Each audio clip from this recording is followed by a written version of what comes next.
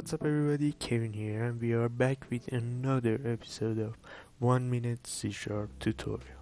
In this video we are going to get some inputs from user and then store that in our array. Now let's start.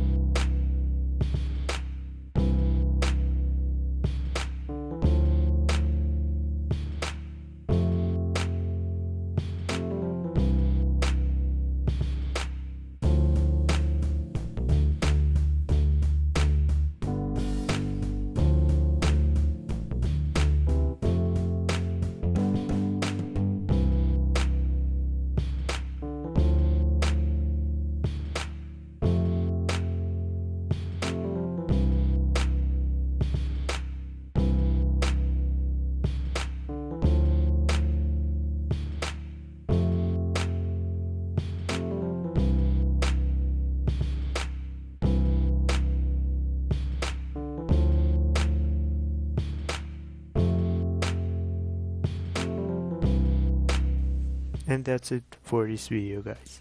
Thanks for watching. Hope you find this video helpful. If you did, please leave a like and subscribe for more. Hope you have an awesome day and peace out.